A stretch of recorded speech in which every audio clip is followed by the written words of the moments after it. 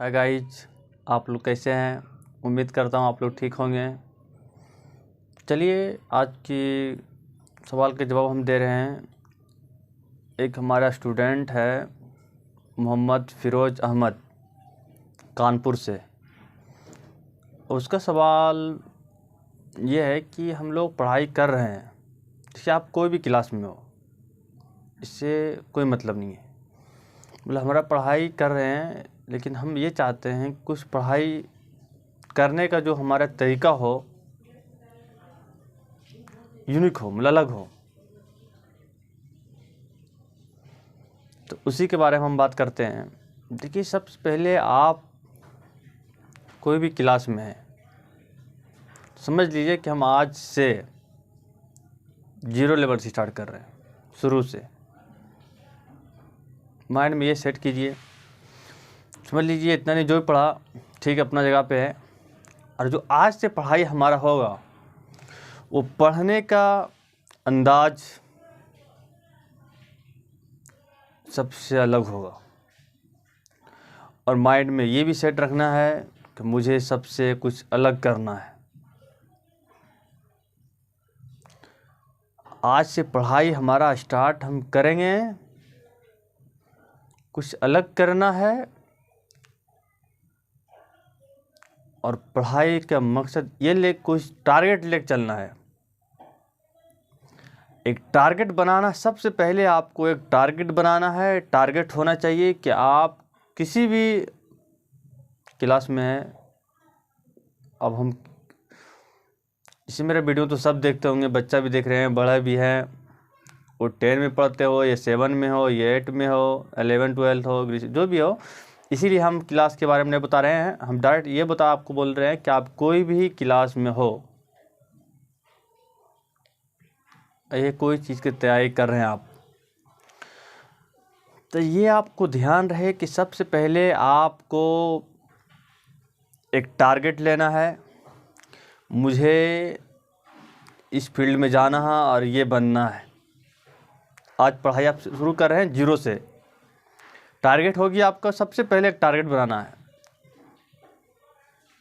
Target कितना दिन में करना पूरा, ये भी एक ध्यान रखना आपको है।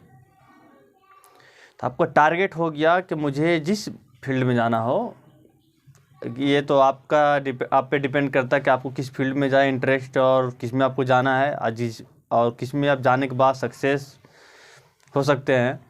इसलिए आपसे हम अपना माइंड सेट कर लीजिए और एक टारगेट ले लीजिए आप कि मुझे इस फील्ड में जाना है और ये बनना है, ये करना है। और उसके बाद आप पढ़ाई कर स्टार्ट कीजिए। आप जिस भी क्लास में सारा बुक का एक टाइम टेबल बनाइए।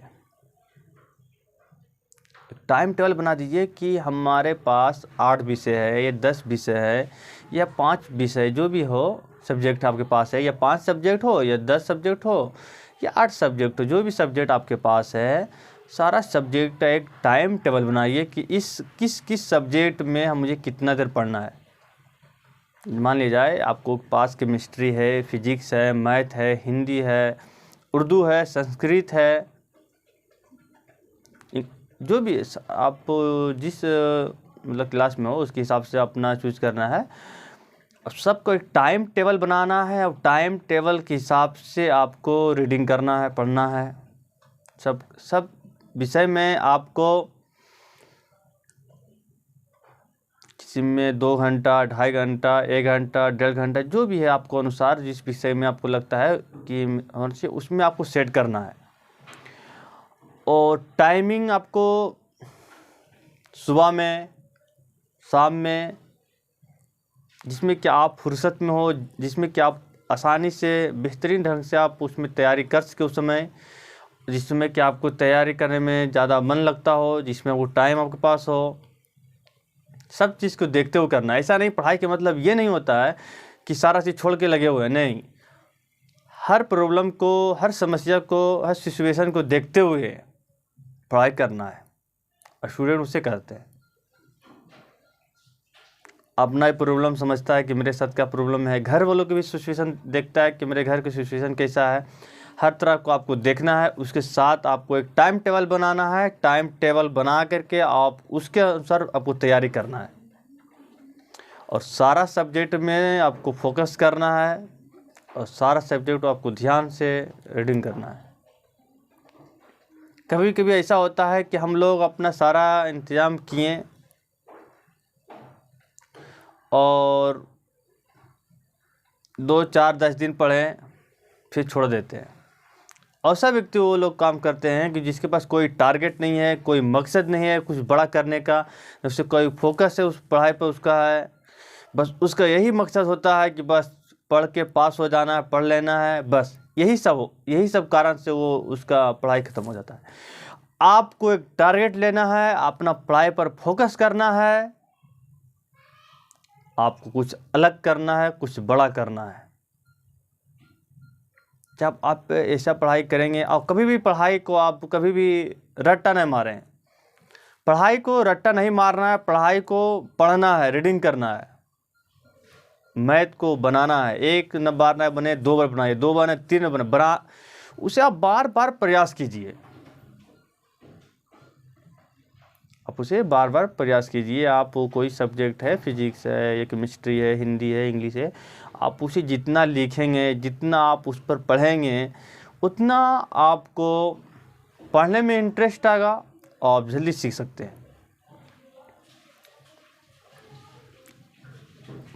और पढ़ाई जब करते हैं तो आप एक टाइमिंग होना चाहिए आपको, 8 घंटा, 10 घंटा, 6 घंटा, 4 घंटा, जो भी आपके पास टाइम है उसके अनुसार आप टाइम सेट कीजिए टाइम टेबल में और उसके अनुसार पर डे उस रूटीन को फॉलो कीजिए।